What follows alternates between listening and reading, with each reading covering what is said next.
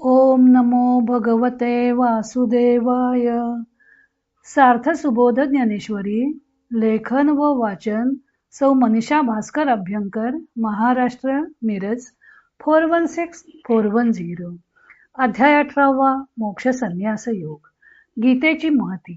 ओव्या आहेत 1224 ते 1235. ज्ञानदेव गीतेचे महात्म्य सांगत आहेत. पै देशे काळे पदार्थे, साधुनी घेई जे माते, तैसा नव्हे मी आयते, सर्वांचे सर्वही. म्हणजे योग्य देश, योग्य काल व योग्य पदार्थ यांच्या साधनाने प्राप्त करून घेतला तर मी प्राप्त आहे. एरवी नाही असा मी नाही, तर मी स्वयंसिद्ध सर्वांचेही सर्वही आहे. म्हणजे सर्वांच्या सर्व रूपाने मीच आहे. म्हणून माझ्या ठाई जाचावे न लगे काही, मी लाभे इये उपायी साचची गा. म्हणून माझ्या ठिकाणी माझ्या प्राप्तीविषयी काही श्रमावयाची जरुरी नाही. या उपायाने क्रमयोगाने खरोखरच मी प्राप्त होतो. एक शिष्य एक गुरु, हा रूढला साच व्यवहारू, तो मत प्राप्ती प्रकारू जाणा बया. एक शिष्य व एक गुरु हा जो संप्रदाय खरोखरच प्रसिद्धीस आला आहे, तो माझ्या प्राप्तीचा प्रकार जाणण्याकरता आहे. अगा वसुधेच्या पोटी, निधान सिद्ध किरीटी, वन्ही सिद्ध काष्ठी, दोहा दूध.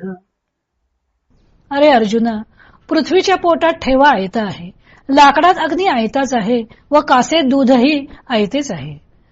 परी लाभे ते असते, तया की जे उपायाते, येर सिद्धची तैसा येथे उपायी मी. एरवी पाहिले तर जी गोष्ट स्वतः सिद्ध असते तीच प्राप्त होते, परंतु ती गोष्ट ज्या उपायाने प्राप्त होईल ते उपाय करावे लागतात. त्याप्रमाणे मी स्वतः सिद्ध आहे खरा, परंतु मला प्राप्त करून घेण्याकरता उपाय करावे लागतात. हा फळही वरी उपावो, कापा प्रस्तावितसे देवो, हे पुसता परी अभिप्रावो, येथीचा ऐसा. फळ सांगितल्यानंतर देखील हा साधन प्रकार सांगण्याचा देव पुन्हा का उपक्रम करीत आहेत असे कोणी विचारले तर या साधन प्रकार सांगण्याचा अभिप्राय असा आहे, जे गीतार्थाचे सांगावे, मोक्षोपाय पर आघवे, आन शास्त्रोपाय की नव्हे प्रमाण सिद्ध. कारण की गीतेतील बोधाचा चांगलेपणा हा आहे की संपूर्ण गीताशास्त्र मोक्षप्राप्तीचा उपाय सांगणारे आहे आणि दुसऱ्या शास्त्रांनी सांगितलेले मोक्षप्राप्तीचे उपाय प्रमाण सिद्ध नाहीत. वारा आभाळची फेडी, वाचुनी सूर्य ते न खडी, का हातू बाबुळी धाडी, तोय न करी. वारा हा सूर्याआड आलेले ढग नाहीसे करतो, शिवाय सूर्याला नवा बनवित नाही, अथवा पाण्यावर आलेले गोंडाळ हात दूर करतो, नवे पाणी उत्पन्न करत नाही. तैसा आत्मदर्शनी आढळू, असे अविद्येचा जो मळू, तो शास्त्रनाशी येरू निर्मळू, मी प्रकाशे स्वये. त्याप्रमाणे आत्मदर्शनाला प्रतिबंधक असा जो अविद्येचा मूल आहे, तो मळ इतर शास्त्रे नाहीसा करतात एवढेच. याशिवाय मी जो स्वतः सिद्ध निर्मळ, तो आपल्याच प्रकाशाने प्रकाशित होतो. म्हणून आघवीची शास्त्रे, अविद्या विनाशाची पात्रे, वाचोनी न होती स्वतंत्रे आत्मबोधी. म्हणून सर्वच शास्त्रे ही अविद्येचा नाश करण्याला योग्य अशी आहेत. याशिवाय ती आत्मस्वरूपाचे ज्ञान करून देण्यास स्वतंत्र नाहीत. तया अध्यात्मशास्त्रांसी जै साचपणाची ये पुसी, तै येई जे जया ठायासी ते हे गीता. त्या तत्वज्ञान प्रतिपादक शास्त्रांना जेव्हा त्यांच्या खरेपणाविषयीचा प्रश्न उत्पन्न होतो, तेव्हा त्यांना आपला खरेपणा सिद्ध करण्यास ज्या ठिकाणास यावे लागते ते ठिकाण म्हणजे गीताशास्त्र होय. भानुभूषिता प्राचिया, सतेजा दिशा आघविया, तैसी शास्त्रेश्वरा गीताया, सनाथे शास्त्रे. पूर्व दिशा सूर्याने अलंकृत झाली असता सर्व दिशा जशा तेजाने युक्त होतात, त्याप्रमाणे सर्व शास्त्रात श्रेष्ठ असलेल्या या गीतेच्या योगाने बाकीची सर्व शास्त्रे सनाथ आहेत. वैराग्य सिद्धी प्राप्त झालेला साधक क्रमाक्रमाने मोक्षाप्रत जातो. साधक क्रमयोगाने परमात्मा स्वरूप प्राप्त करून घेऊ शकतो. एवढा या क्रमयोगाचा महिमा असल्यामुळं आपण याचे विस्तारानं वर्णन केले असे ज्ञानदेवानी आपल्या टीकेच्या विस्ताराचे कारण सांगितले.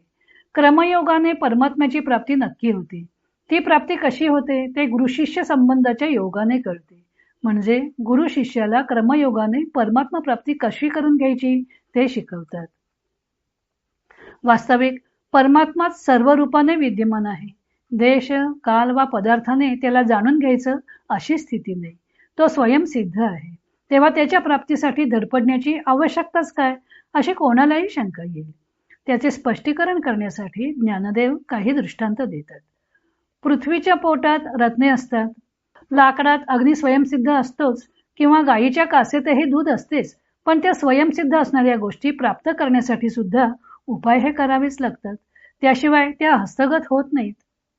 त्याप्रमाणे परमात्मा स्वतः सिद्ध असला तरी तो प्राप्त करण्यासाठी उपाय हे करावेच लागतात. आणि ते उपाय स्वानुभवी परमज्ञानी असे गुरु सप्रयोग सांगतात.